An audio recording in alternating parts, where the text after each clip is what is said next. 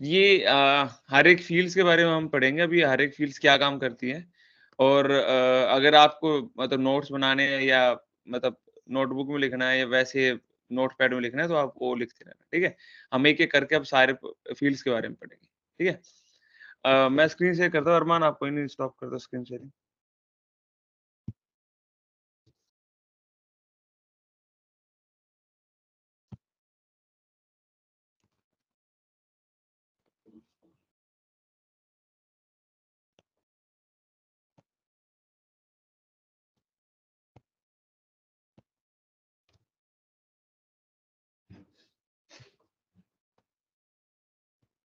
ठीक है?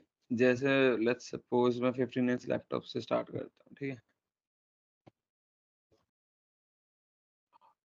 ये प्रोडक्ट नेम तो आपको पता है कि प्रोडक्ट नेम क्या होता है। प्रोडक्ट नेम जो यहाँ पे अगर हम कोट पे जाएँगे, किसी भी कोट के अंदर अगर मैं वो प्रोडक्ट ऐड करूँगा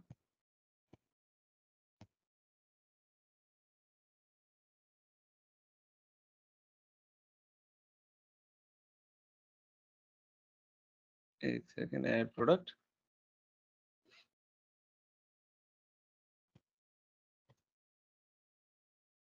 तो प्रोडक्ट का जो नाम होगा वो यहाँ पे दिखता है। जो भी हम इस नेम फ़ील्ड के अंदर डालेंगे सेम यहाँ पे रिफ्लेक्ट होता है, ठीक है?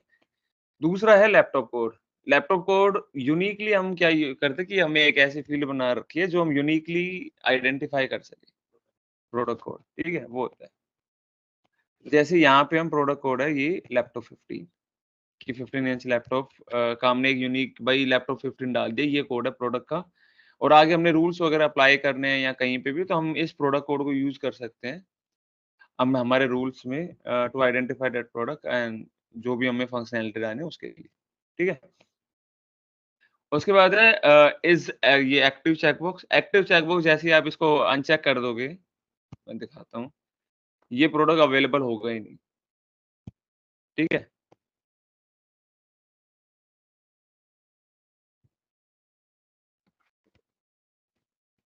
ठीक है, अगर अभी मैं 15 इंच लैपटॉप को सर्च करूँगा तो मेरे को प्रोडक्ट नहीं मिलेगा क्योंकि वो डीएक्टिवेट कर दिया गया है। ठीक है? तो मैं इसको एक्टिवेट कर देता हूँ फिर से। हेलो। हाँ भाई। I have doubt sir. हाँ, बताओ। सर जैसे कि इसमें अब हम प्रोडक्ट में सर्च करेंगे कि हमारा प्रोडक्ट ही शो नहीं होगा, फिर हम इसको देखेंगे कहाँ से? अच्छा अच्छा। दोबारा से कर दो, दोबारा से। ओके ओके हम ठीक है? उसके बाद आती है प्रोडक्ट फैमिली। ठीक है? प्रोडक्ट फैमिली जैसे नाम से पता चल रहा है कि हमारे पास काफ़ी सारे प्रोडक्ट्स हैं, उनमें से हमने सबको कैटेगराइज़ कर दिया है कि ये हार्डवेयर प्रोडक्ट्स हैं, ये सॉफ्टवेयर प्रोडक्ट्स हैं, ये अप्लायंसेस है, ये वारंटी प्रोडक्ट्स हैं। तो उस केस में यूज़ होता है ये। ठीक है? कि आइडेंटिफ़ाई कर रखा है कि कुछ चीज़ें ऐसी होती हैं कि लॉजिक के लिए यूज़ होती है, कुछ चीज़ें ऐसी होती हैं जो बस इन्फॉर्मेशन के लिए यूज़ होती है। प्रोडक्ट नेम इन्फॉर्मेशन के लिए यूज़ होती है, कि प्रोडक्ट के बारे में बताता है। उसी तरह प्रोडक्ट फैमिली भी प्रोडक्ट के बारे में बताता है कि ये किस फैमिली किस टाइप का प्रोडक्ट है। समझ रहे हो? ठीक है? रीज़न फिर ये कि किस पर्टिकुलर स्पेसिफिक रीज़न में हम इसको बेच रहे हैं, ये मतलब ऐसा कुछ नहीं है कि इसका कुछ लॉजिक है कि ये सेल्सफ़ोर्स की हम यूज़ करनी है, ऐसी कोई फ़ील नहीं आएगी। ठीक है? उसके बाद हाइड फॉर रिन्यूअल्स है। रिन्यूअल्स आपने पढ़े होंगे रिन्यूअल्स हमने पढ़े कि कॉन्ट्रैक्ट्स जनरेट करते हैं, फिर रिन्यूअल अपॉर्च्युनिटी जनरेट होते हैं, रिन्यूअल कोड्स जनरेट होते हैं। उस केस में अगर हमने कोई स्पेसिफिक इस पे ऑपरेशन परफॉर्म कर जैसे इधर है कि न्यू मतलब ये प्रोडक्ट न्यू के लिए अवेलेबल होगा, रिन्यूअल्स के लिए अवेलेबल होगा, अमेंडमेंट के लिए अवेलेबल होगा, ये बोथ सॉरी हाइड होगा, ठीक है? कि हमें हाइड करना है ये पर्टिकुलर प्रोडक्ट किस पर्टिकुलर सिनेरियो के लिए, तो हम यहाँ से सेलेक्ट करके हाइड कर सकते हैं, ठीक है? आप इस पे अपना खुद का कस्टम लॉजिक भी लिख सकते हो जो अभी हम करने वाले हैं, ठीक है? आने वाले टाइम में। हेलो। ये सब हेलो। ये सब है। ये जो प्रोडक्ट फैमिली वाला है, अगर मैं एक प्रोडक्ट का अंदर में ऑप्शन में कुछ अलग ही प्रोडक्ट डाल रहा हूँ और उसमें हार्डवेयर की सॉफ्टवेयर की ये सब ये डाल रहा हूँ, तो जब ठीक कोड है, लाइन में हम लोग ऐड कर रहे हैं तो बाद में वो दो तरह से आ रहा है, एक हार्डवेयर के सेक्शन में जो हार्डवेयर डाले हैं और जो सॉफ्टवेयर के सेक्शन में वो जो सॉफ्टवेयर या सर्विस में कुछ डाले हैं, वो अलग अलग टैब जैसे वो ओपन होता है। तो मैंने बाद में क्या किया कि वो जो प्रोडक्ट अंदर में है, जो प्रोडक्ट जो चाइल्ड प्रोडक्ट है, तो उसमें क्या किया, मैं हार्डवेयर को चेंज करके कि सब मैंने सर्विस और ये प्रोडक्ट फैमिली में चेंज कर रहा हूँ। चेंज करने के बाद भी वो टैब में दिखा रहा है, वो दोनों टैब ऐसे दिखाता है। तो उसमें प्रॉब्लम कुछ है क्या? मैं इसे चेंज कैसे कर सकते? ना वो पता है, वो मेरे को नहीं लगता कि प्रोडक्ट फैमिली से इम्पैक्ट हो रहा है। वो एक फ़ील्ड होती है ऑप्शन लेआउट। जी, ओके। आप इसको थोड़ा-सा चेक करो कि यहाँ पे आपने क्या सही सेलेक्ट कर रखा है, नहीं कर रखा है। ओके। ठीक है? ऑप्शन लेआउट एक बार चेक करके देखो, टैब्स में आएगा या किस में आएगा, तो वो ऑप्शन लेआउट पे मैटर करता है, फैमिली पे नहीं। मैं अभी दिखाऊँगा, देखो वो क्या कैसे इम्पैक्ट करता है। ठीक है? ओके। कोई दिक्कत नहीं है। ठीक है? उसके बाद ये 2 फ़ील्ड्स आती है, कॉन्फ़िगरेशन टाइप और कॉन्फ़िगरेशन इवेंट। ठीक है? अगर आपको नोट्स में लिखना है तो आप लिख सकते हो, ये दोनों फ़ील्ड्स यूज़ होती है बंडल प्रोडक्ट के लिए। जैसे हमने डिस्मोर्सिस लैपटॉप बनाया था, तो डिस्मोर्सिस लैपटॉप जो के प्रोडक्ट जो हम है ना, जो बंडल प्रोडक्ट है, वहीं पे ये दोनों फ़ील्ड्स यूज़ होगी और हर जगह, बाकी हर जगह ये इनको हम नन नन रखेंगे। इसको भी नन और ये भी नन। ये फ़ील्ड करती क्या है, अभी मैं बताता हूँ ये फ़ील्ड करती क्या है। जैसे यहाँ पे है कि कॉन्फ़िगरेशन टाइप रिक्वायर्ड है, अलाउड है, डिसेबल्ड है। ठीक है? रिक्वायर्ड है कि उसका कॉन्फ़िगर वो प्रोडक्ट करना ही करना पड़ेगा। ठीक है? अलाउड है कि हम ये अलाउ कर रखा है कि उसको कॉन्फ़िगर कर भी सकते हैं और नहीं भी कर सकते हैं। और डिसेबल है कि उस प्रोडक्ट का जो कॉन्फ़िगरेशन है वो डिसेबल कर रखा है। मैं एक देखो सबसे सिंपल बनाता हूँ। मैंने एक जल्दी से एक टेम्परेरी प्रोडक्ट बना देता हूँ। ठीक है? फिर मैं आपको समझाता हूँ पूरा कैसे वो काम करता है।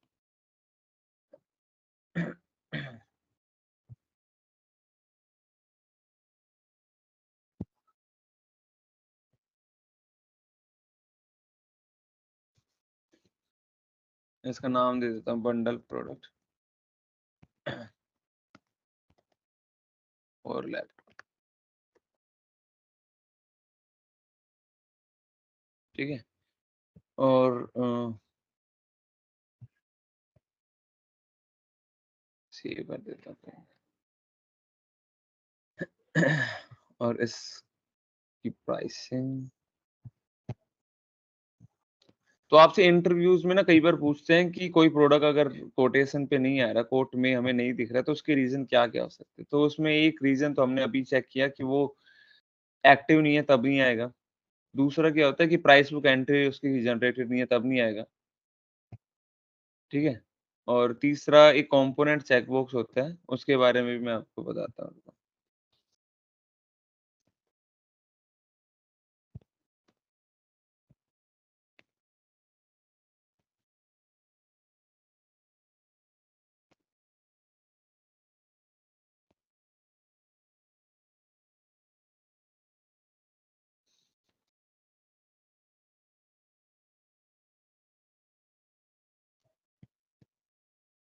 एक ऑप्शंस बना देता हूँ।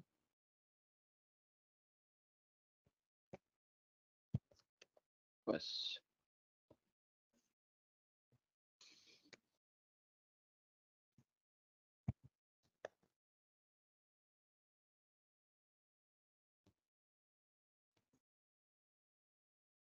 हुँ।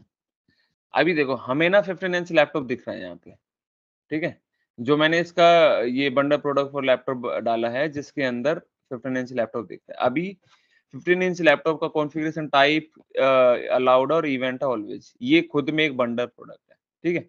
मैं क्या करता हूँ, तो अगर अलाउड और ऑलवेज़ है, तो अगर मैं इसको सेलेक्ट करता हूँ, तो ये मेरे को ऑप्शन देता है कि मैं इसको कॉन्फ़िगर कर सकता हूँ। अलाउ कर रखा है। कॉन्फ़िगर करने जाऊँगा, तो ये अंदर इसको मेरे को भाई कौन-कौन से प्रोडक्ट्स मेरे को सेलेक्ट करने हैं, वो मेरे को दिखा देगा। ठीक है? यहाँ से, ऐसे, ठीक है? अभी मैं क्या करता हूँ, इसका ना टाइप चेंज करता हूँ, कॉन्फ़िगरेशन टाइप इसका अभी मैं सेट कर देता हूँ रिक्वायर्ड, ठीक है? और सेव कर देता हूँ। अब मैंने रिक्वायर्ड कर दिया, अब मैं कोड पे फिर से जाता हूँ।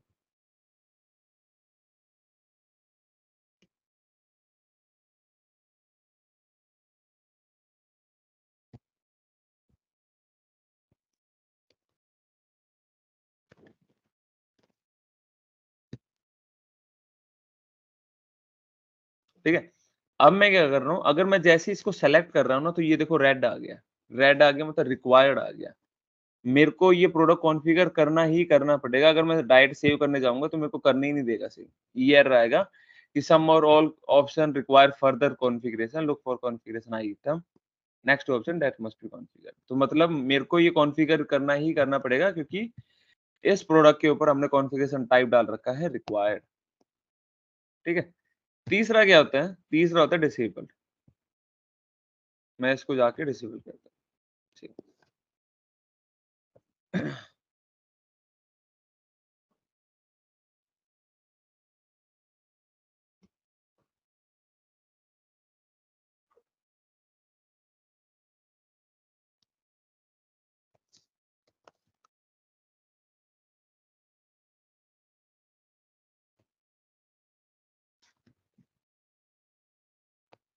अभी अगर मैं इसको सेलेक्ट कर भी लूँगा, तो मेरे को कॉन्फ़िगरेशन का बटन नहीं आ रहा है यहाँ पे कि मैं इसको कॉन्फ़िगर नहीं कर सकता, डिसेबल कर दिया हमने। इवन ये बंडल प्रोडक्ट है, इसके अंदर और भी ऑप्शन है, जहाँ पे हम कॉन्फ़िगर करके अलग-अलग ऑप्शन सेलेक्ट कर सकते हैं, लेकिन हमने डिसेबल कर दिया यहाँ से कि इसको कॉन्फ़िगर मत करने दो, even it's a bundle product. समझ आ गया? तो ये फ़र्क होता है, इन तीनों कॉन्फ़िगरेशन टाइप। तो यूजुअली हम क्या करते हैं, इसको अलाउ करते हैं, ना कि रिक्वायर्ड। रिक्वायर्ड भी नहीं करते भाई, हम अलाउड करके छोड़ देते हैं। ठीक है? अभी आ जाता है event, configuration event. Configuration event में हमारे पास 3 होते हैं, ऑलवेज़, ऐड और एडिट। ठीक है? ऑलवेज़, चलो मैं बताता हूँ। ऑलवेज़ क्या होता है कि जब भी लेट्स सपोज़ मैंने इसका कॉन्फ़िगरेशन टाइप अलाउ कर दिया है और इवेंट कर दिया ऑलवेज़। तो मतलब ये जब भी हम इस प्रोडक्ट को कॉन्फ़िगर करेंगे under BPL, like bundle product for laptop, ये हमेशा अलाउ करेगा इसको, हमेशा। ठीक है? अगर मैं इसको ऐड कर देता हूँ, ऐड और एडिट में क्या फ़र्क होता है? ऐड मैं बताता हूँ। ऐड लेट्स सपोज़ मैंने ऐड कर दिया है, सेव कर दिया। ऐड होता है जैसे फर्स्ट टाइम अगर मैं कोई प्रोडक्ट कॉन्फ़िगर करने गया, only for the first time.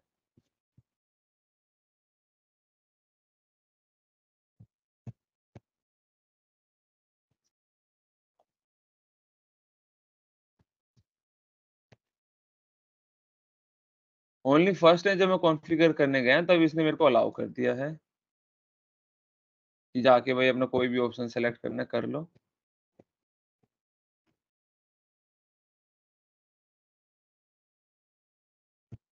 और लेट मी सेव दिस।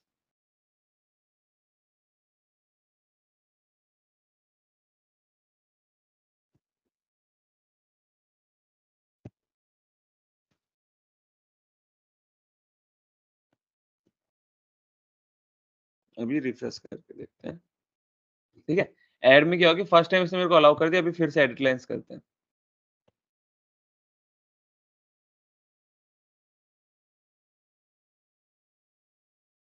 और इसको रिकॉन्फ़िगर करते हैं। ओके, ये फिर मेन पे ही चलता है, तो यहाँ चल जाएगा। Sorry, it should, it's not working.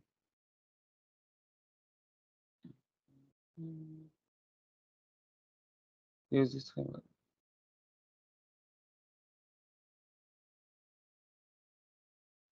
एक सेकंड रुकना गाइस।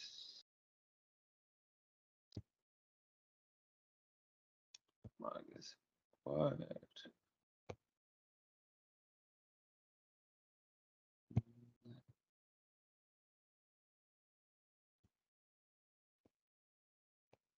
ठीक है, ऐड और एडिट का ये सोच लो कि पता नहीं अभी क्यों नहीं चल रहा है। जितना मेरे को पता है ऐड इसलिए होता है कि ऐड जब हम प्रोडक्ट को फर्स्ट टाइम जब हम ऐड करते हैं तभी ये अलाउ करता है। एडिट होता है कि फर्स्ट टाइम छोड़ के हर बार बाद में अलाउ करता है कि हम इसको बाद में कॉन्फ़िगर कर सकते हैं, लेकिन पहली बार कॉन्फ़िगर नहीं कर सकते। ये अभी क्यों अलाउ कर रहा है, ये मेरे को भी समझ नहीं आ रहा। ठीक है? या तो कुछ और सेटिंग होगी जो मेरे को चेक करनी पड़ेगी। और उसके बाद आता है कि ऑप्शन लेआउट। ऑप्शन लेआउट में 3 टाइप के लेआउट होते हैं। ठीक है? विज़ार्ड, टैब और सेक्शन। विज़ार्ड में क्या है, जैसे अभी हम देख रहे हैं विज़ार्ड में क्या होता है कि नीचे बटन्स आ जाते हैं। सारे फीचर्स ऊपर है, प्रोसेसर, मेमोरी, स्टोरेज ऊपर है। अगर हमें मेमोरी पे जाना है तो हम यहाँ से डायरेक्ट नहीं जा सकते, हम इस बटन पे क्लिक करना पड़ेगा, तभी ये अलाउ करेगा, ठीक है? ऐसे जा सकते हैं। दूसरा क्या होता है, अगर लेट्स सपोज़ मैं यहाँ से जाके टैब सेलेक्ट कर लेता हूँ, तो यहाँ ये जितने ये बटन हट जाएँगे और ये सारे टैब्स की फॉर्मेट में भी आएगा। रुको मैं देखो दिखाता हूँ।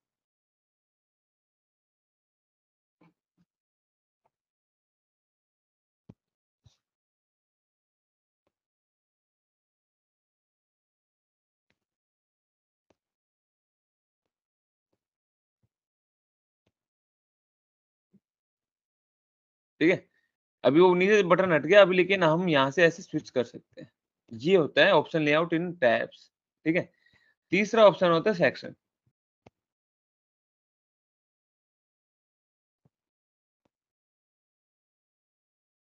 सेक्शन में क्या होता है कि ये टैब्स की फॉर्मेट में ना होके ये सिंपल एक ही पेज के अंदर सेक्शन बना देता है, हर एक फीचर का। ऐड प्रोडक्ट,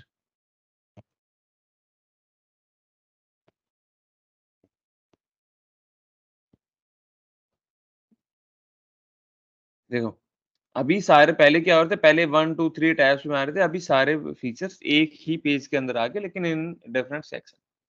तो ये फ़र्क होता है अलग-अलग type of option layout use करने का, ठीक है? फिर आता है ऑप्शन सिलेक्शन मेथड।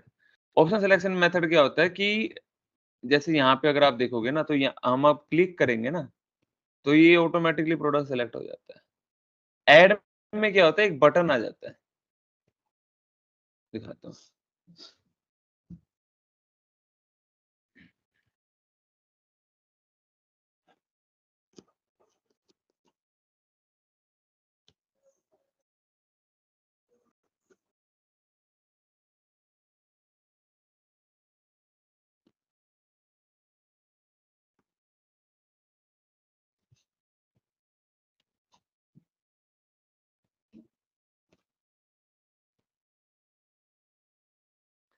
ठीक है?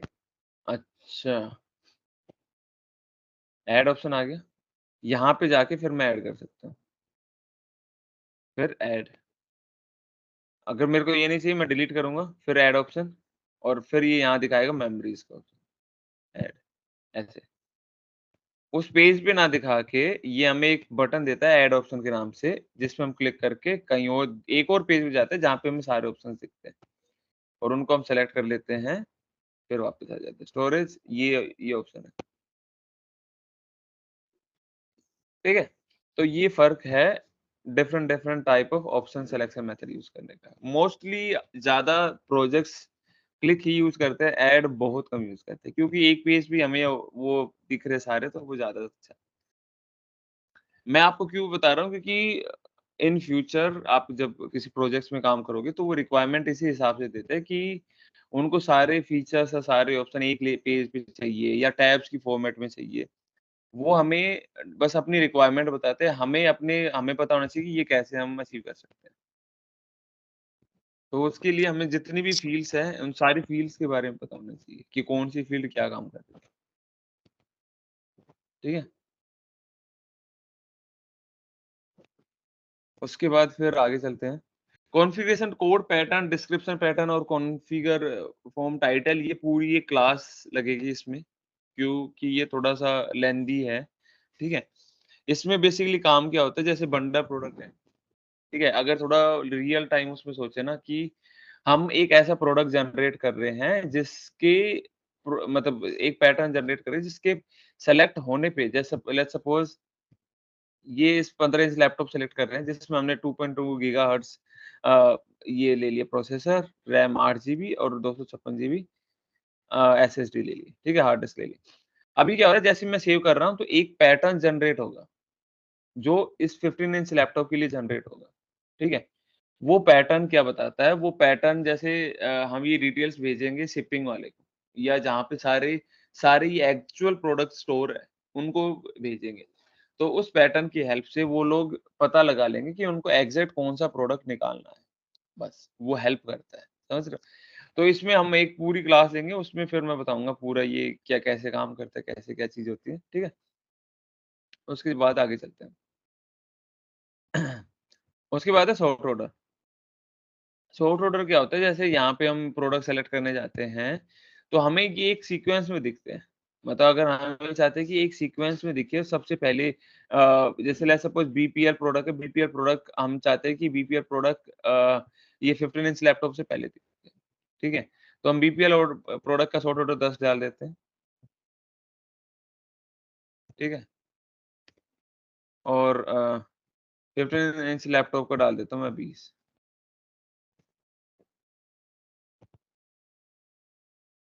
ठीक है? इसको फिर से रिफ्रेश करते हैं।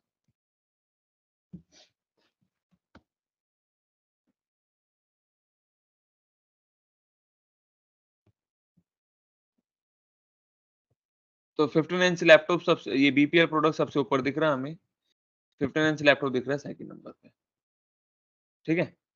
तो क्यों? क्योंकि इसका सॉर्ट ऑर्डर कम था, इसका उससे ज़्यादा था और बाकियों का तो है ही नहीं, तो ये बाद में दिख रहा है। सॉर्ट ऑर्डर ब्लैंक है तो बाद में आ रहा है, ठीक है? उसके बाद एक फील्ड आती है कंपोनेंट। इंटरव्यू में जो मैं बताया था कि वो पूछते हैं कि कोई प्रोडक्ट हमें इस प्रोडक्ट सिलेक्शन स्क्रीन पे क्यों नहीं दिख रहा है, तो उसका रीज़न कंपोनेंट भी हो सकता है, ठीक है? मैं एक काम करता हूँ, मैं एक्सपोर्ट करता हूँ और ये जितने भी प्रोडक्ट्स हैं, यहाँ पे हमें दिख रहे हैं, यहाँ पे सब पे कंपोनेंट चेक बॉक्स अनचेक है। जैसे यहाँ पे भी देखो सब पे ये अनचेक है, बीपीएल पे भी अनचेक है। दैट मीन्स ये कंपोनेंट प्रोडक्ट नहीं है, ये बंडल प्रोडक्ट है, इसको हम डायरेक्टली ऐड कर सकते हैं। अभी मैं एक काम करता हूँ, मैं जल्दी से एक एक्सपोर्ट करता हूँ प्रोडक्ट से, ठीक है? और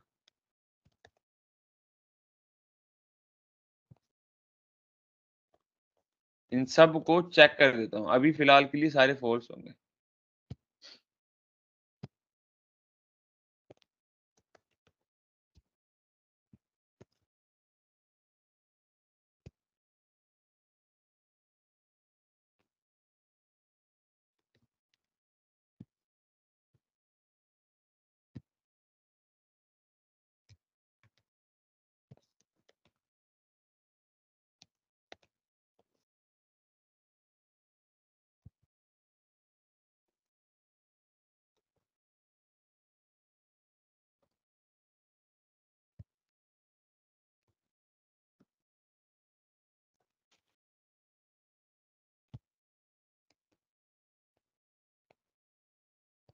अपडेट, प्रोडक्ट 2,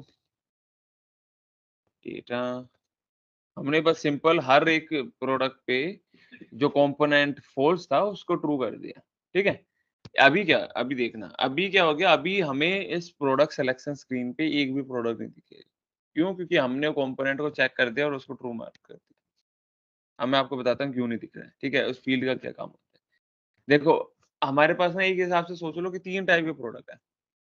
एक बंडल प्रोडक्ट क्या होता है जिस पे जो एक एक सिंगल प्रोडक्ट नहीं है, जो बंच ऑफ प्रोडक्ट्स है, जिसके जैसे 15 इंच लैपटॉप है, इसके अंदर रैम है, एसएसडी है और अपना एक और स्टोरेज है, ठीक है? दूसरा टाइप का प्रोडक्ट क्या होता है, वो होता है स्टैंड अलोन प्रोडक्ट, जिसको खाली एक सिंगल प्रोडक्ट को भी हम बेच सकते हैं। अगर लेट्स सपोज़ हम माउस बेच रहे हैं, तो माउस को हम खाली एक माउस को बेच सकते हैं, ठीक है? तीसरा टाइप ऑफ प्रोडक्ट होता है कंपोनेंट जो कि as part of other product ही बेच सकते हैं। ठीक है? अडैप्टर और डेटा केबल चार्जर लगा लो, ठीक है? चार्जर और डेटा केबल लगा लो, ठीक है? तो चार्जर को हम as part of like adapter को हम एज़ पार्ट ऑफ चार्जर ही बेच सकते हैं, ठीक है? ऐसे सोचो। तो उसको हम कंपोनेंट चार्ज करेंगे, मतलब उसको हम बंडल प्रोडक्ट के पार्ट के रूप में ही बेच सकते हैं। तो इसका मतलब ये होता है कि उनको हम यहाँ पे दिखेगा ही नहीं, वो प्रोडक्ट हमें यहाँ पे दिखेगी नहीं जो कंपोनेंट प्रोडक्ट होते हैं। अभी मैंने क्या किया था, अभी मैंने सारे प्रोडक्ट को कंपोनेंट चार्ज कर दिया, मतलब मार्क कर दिया। तो यहाँ पे हमें एक भी प्रोडक्ट नहीं दिख रहा।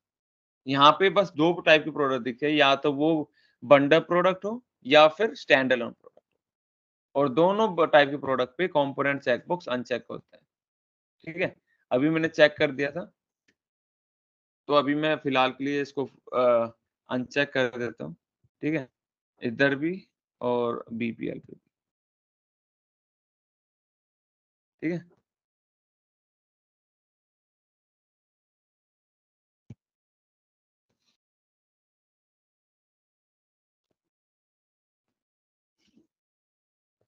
ठीक है? और फिर से इसको रिफ्रेश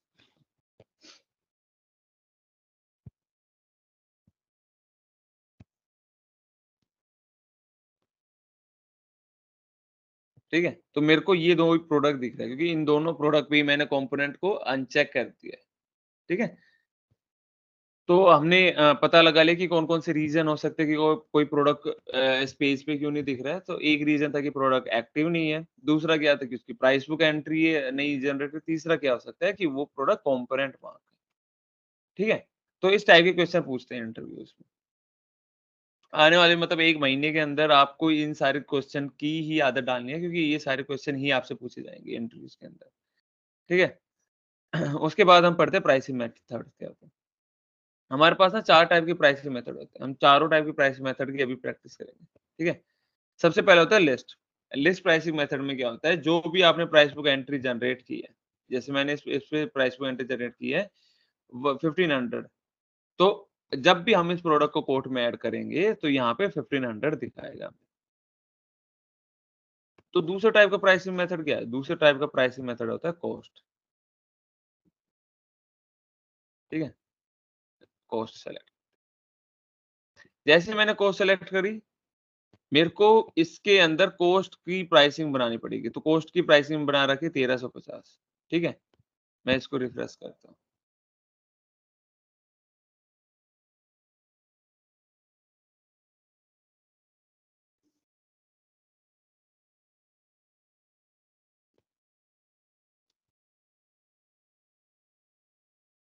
मैं जैसे ही इसको ऐड करूँगा,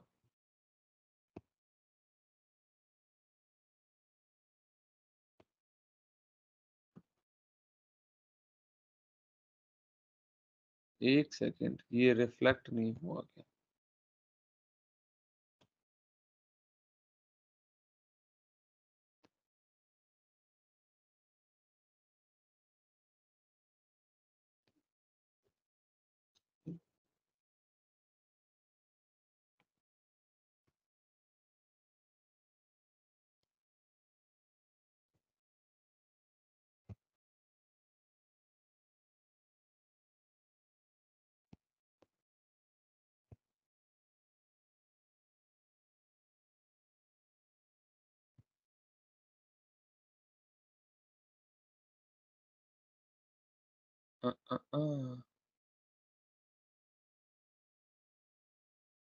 दैट डज़न्ट मैटर 945 कहाँ से आया? एक सेकंड गाइस।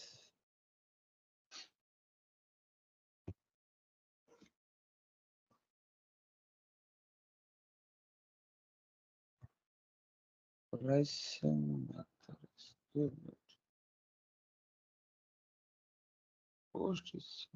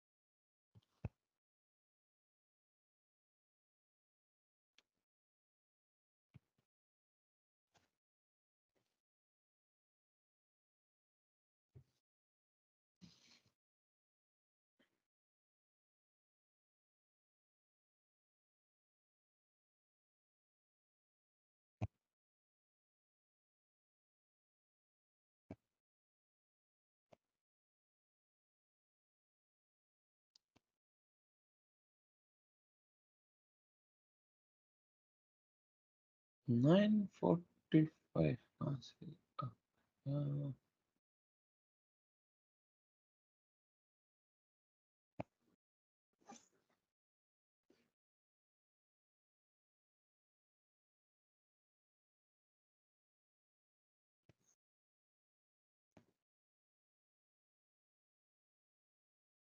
हाँ?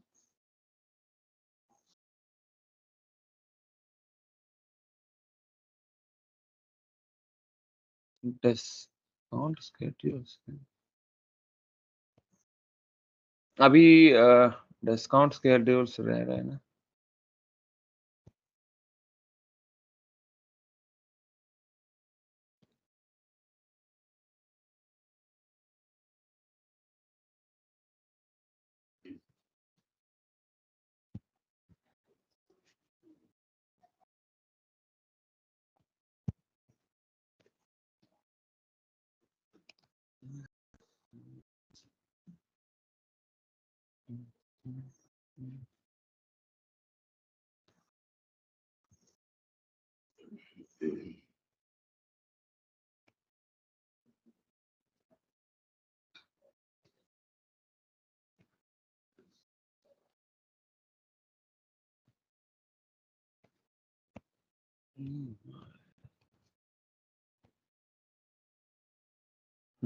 अभी रिफ्लेक्ट हो रहा है तब नहीं आता। ठीक है, तो देखो लिस्ट यूनिट प्राइस क्या होता है कि जो हमने एज पार्ट ऑफ यहाँ पे इसकी प्राइसिंग सेट कर रखी है प्राइस बुक के अंदर।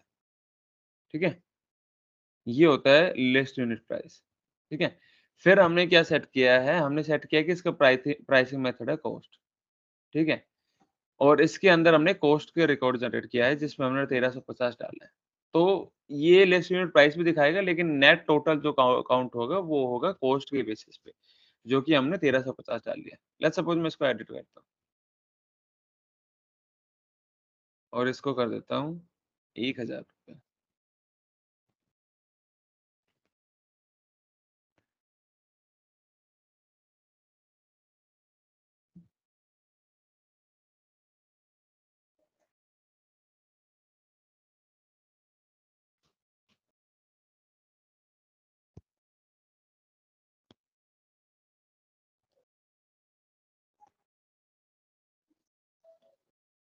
तो यहाँ पे हमें एट द एंड 1000 चार्ज करेगा। ठीक है, दूसरा क्या होता है कि हमें कॉस्ट आपको अगर रियल टाइम उसमें बताऊं तो क्या होता है कि कॉस्ट क्या होता है कि जो दुकानदार है उस पे उसको जो कॉस्ट होता है उस पे वो मार्कअप कुछ अप्लाई करता है, फिर वो एट एट द एंड वो प्राइस सेट करता है। ठीक है, तो जैसे इसका कॉस्ट है कि 1000 रुपए है, इस पे हमने 10% मार्कअप डालना है। दुकानदार ने सेट कर दिया कि मेरे को 10% इस मार्कअप डालना है, तो उसका टोटल प्राइस जो होगा एट द एंड वो 1100 हो गया। ठीक है, तो कॉस्ट और लिस्ट प्राइस में मतलब समझ आ गया कि लिस्ट प्राइस में क्या हो गया कि मतलब प्राइस मेथड लिस्ट हो गया कि ये जो प्रोडक्ट का प्राइस है ये एट एंड है। ठीक है, उसने मतलब बता दिया कि अगर आपको 1500 का है लैपटॉप तो आपको $1500 का ही पड़ेगा। लेकिन प्राइसिंग मेथड कॉस्ट पे क्या होता है कि ये कस्टमर के मतलब जो भी डिस्ट्रीब्यूटर है, जो भी दुकानदार है, उसके ऊपर डिपेंड करता है कि जितना भी मार्कअप वो डालना अप्लाई करना चाहे वो डाल सकता है। ठीक है, ये दोनों में फ़र्क है। प्राइसिंग में ये मार्कअप डिसेबल होगा अगर जब भी हम इसका प्राइसिंग मेथड लिस्ट यूज़ करेंगे, ठीक है? लेकिन अभी इनेबल है क्योंकि अभी हम कॉस्ट यूज़ कर रहे हैं और cost plus markup equals to price at the end जो वो पड़ता है नोट नेट टोटल, ठीक है? तो ये सिग्निफिकेंस है using pricing method as cost. फिर तीसरा टाइप क्या होता है? तीसरा टाइप होता है block.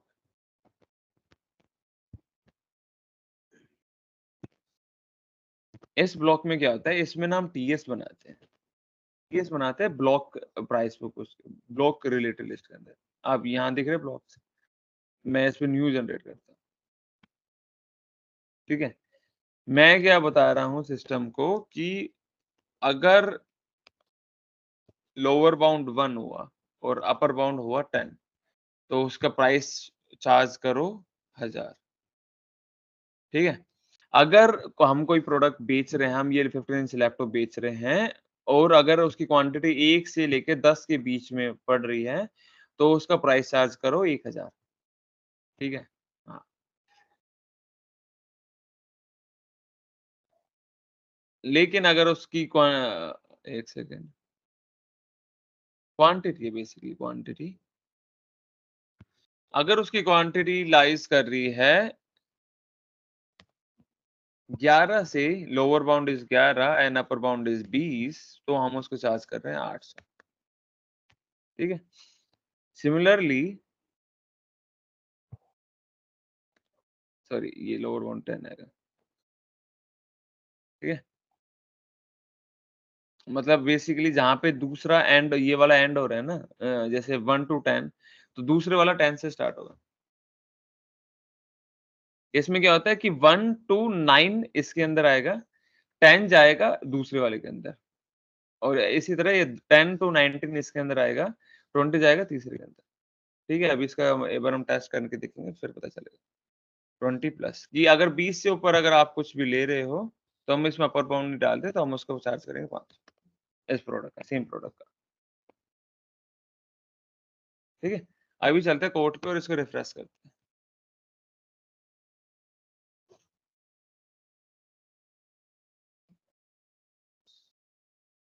Add product, 15 inch laptop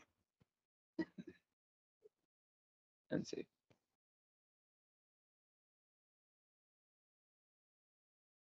ठीक है, क्वांटिटी क्या है? क्वांटिटी है 1, तो 1 पे हमने क्या स्पेसिफाई किया है?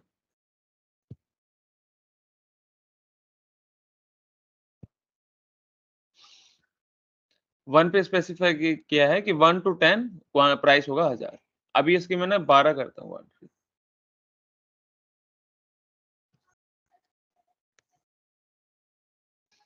कैलकुलेट करता हूँ, तो इसकी क्वांटिटी क्या सेट होगी? 800। तीसरा है कि 20 से ऊपर जितनी भी हो, अभी देखो 10 पे भी मैंने क्या बताया, 10 पे भी इसकी प्राइस होना चाहिए 800 ही, कैलकुलेट 800 ही रहेगा। क्यों? क्योंकि ये जो पहला जो लोअर बाउंड है ना, ये इसी के अंदर आएगा, ये उसी टियर के अंदर आएगा जो हम स्पेसिफाई कर रहे हैं, ठीक है। 1 to 10 के अंदर 1 से लेके 9 तक, इसमें 10 से लेके 19 तक, और 20 से लेके जितने भी आप वैल्यू डाल दो, 25 डाल दो, 50 डाल दो, कुछ भी डाल दो, तो उसका प्राइस होगा 500 ही होगा, कैलकुलेट 500, ठीक है। हेलो। तो ये हेलो, सर एक डाउट है मेरे को। हाँ हाँ पूछो। जैसे कि हम 1 to इसको हम ले ले, 1 to 10 ले लिया हमें, और हम फिर ये सेकंड में 15 to 20 ले ले, अगर हम फिर 13 करेंगे तो वो वाला प्राइस किस में आएगा? पहला आपने ले लिया 1 to 10, यस सर। और एंड दूसरा सेकंड ले लिया हमने जैसे कि 15 to 20। ना, वो सेव ही नहीं करने देगा। देखो मैं बताता हूँ, अभी हमने देखा था ना, पर लेट्स सपोज मैं इसकी को सेट करता हूँ कि 20 से लेके 30 तक, ठीक है, ठीक है, 20 से लेके 30 तक मैं यहाँ पे डाल देता हूँ, सेव कर देता हूँ, सेव एंड न्यू करता हूँ, चलो ठीक है। अभी आप ये कह रहे हो कि मैं इसका ब्रेक कर देता कि 35 से लेके 50 तक, ऐसे समझ लो, ठीक है। मैं यहाँ पे 35 डाल दिए और यहाँ पे डाल दिया 50, इसका कहते कि 450 करो। एक चीज देखो, यहाँ पे इससे पहले हमने 30 तक बनाया था, अभी हम 30 से लेके 35 के बीच में कोई रेंज में हमने डालना नहीं, ये सेव ही नहीं करता। हाँ। एक सेकंड, वही एडिट कर दिया क्या?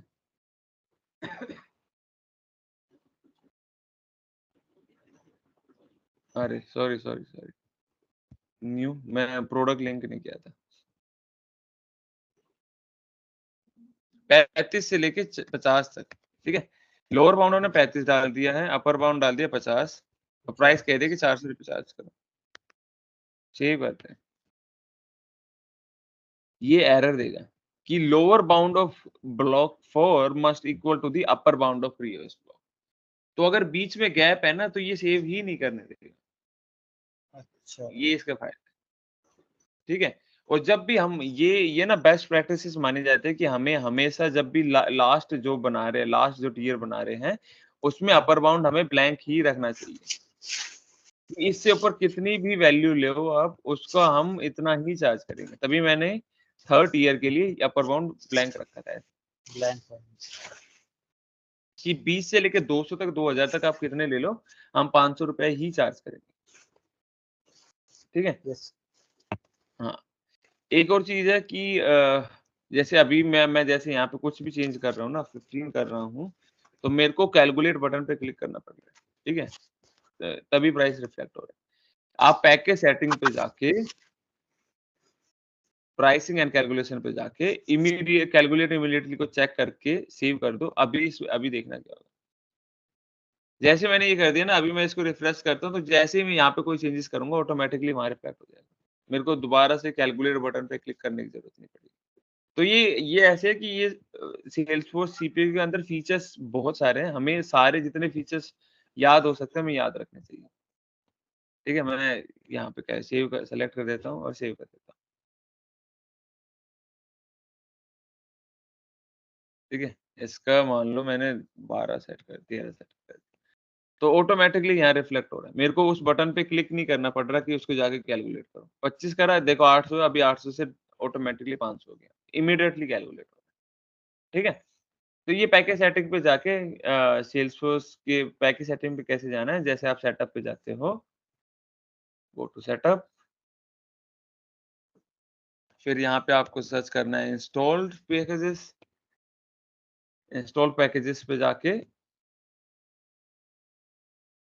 सेल्सफोर्स के लिए सेल्सफोर्स सीपीयू के लिए कॉन्फ़िगर एक बटन होगा इस पैकेज के लिए, उसका कॉन्फ़िगर बटन पे क्लिक करना है, फिर प्राइसिंग एंड कैलकुलेशन पे जाना है और कैलकुलेट इमीडिएटली चेक बॉक्स को चेक करके सेव कर देना है, ठीक है? ऐसे करना है। उसके बाद हम लास्ट जो है, लास्ट टाइप पढ़ते हैं, जिसका प्राइसिंग मेथड है परसेंट ऑफ टोटल। इसमें क्या होता है परसेंट ऑफ टोटल में कि इस प्रोडक्ट का प्राइस सेट होगा ऑन द बेसिस ऑफ एक अदर प्रोडक्ट जो कि हम यूज़ करेंगे लाइक मैं बताता हूँ, ठीक है? 1 सेकंड रुको, मैंने एक प्रोडक्ट जल्दी से क्रिएट कर देता हूँ। ठीक है? इसका प्रोडक्ट का नाम देता हूँ पीओटी प्रोडक्ट। ठीक है? पर्सन ऑफ टोटल प्रोडक्ट और इसका पीओपी इसका न वो दे देता हूँ, प्रोडक्ट नेम और पर्सन ऑफ टोटल सेट कर देता हूँ, परसेंटेज सेट कर देता हूँ 10 कि 10% होना चाहिए। ठीक है? Person total base list that's good. Category क्या स्पेसिफाई करेंगे? कैटेगरी रहने देते हैं। Constant list and target confidence laptop. ठीक है?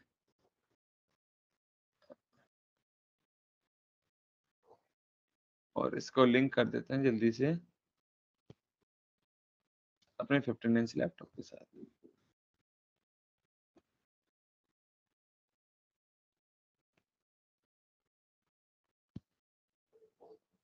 अच्छा उल्टा कर दिया मैंने।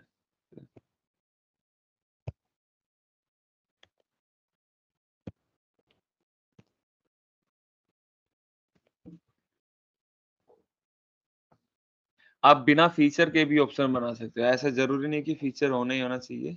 बस वो ये है कि फिर वो अदर फीचर के अंदर डाल देता है उसको, ठीक है? अगर आपको स्पेसिफिक नेम चाहिए होता है कि इस नेम होना चाहिए उस फीचर का, तब आप नेम डालते हो, अदरवाइज़ आप डायरेक्ट बना सकते हो। मैंने अभी जैसे एक पीओटी प्रो अरे इसकी प्राइसिंग डाली। प्राइस बुक एंट्री आपको जनरेट करनी ही करनी पड़ती है, अदरवाइज़ वो प्रोडक्ट दिखेगा ही नहीं। तो अभी के लिए हम 0 डाल देते हैं कि हमें ये प्रोडक्ट तो दिखाओ कम से कम,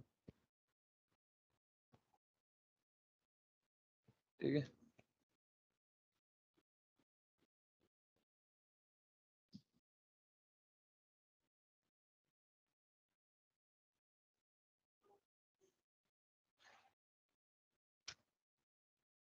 ऐड प्रोडक्ट।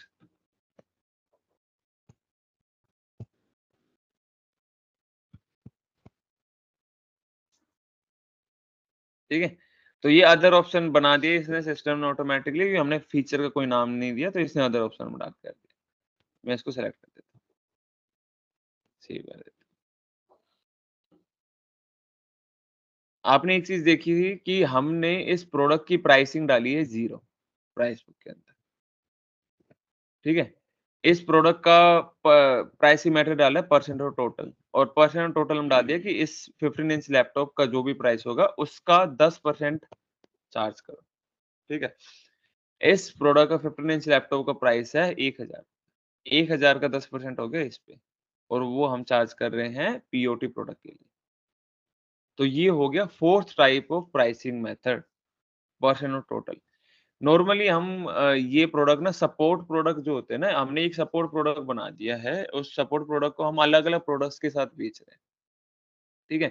वारंटी प्रोडक्ट्स हो गए, उस वारंटी प्रोडक्ट को हम अलग-अलग प्रोडक्ट्स के साथ बेच रहे हैं, तो हम उसको पर्सनल टोटल प्रोडक्ट बनाते हैं।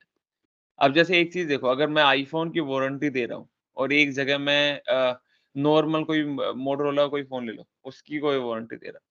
तो आईफ़ोन के फ़ोन की वारंटी महँगी होगी, मोटोरोला के फ़ोन की वारंटी सस्ती होगी, ठीक है? तो हमने वो स्पेसिफ़ाई कर दिया कि जितनी भी प्रोडक्ट की प्राइसिंग होगी, उसकी 10% होगी भाई इस प्रोडक्ट की प्राइसिंग।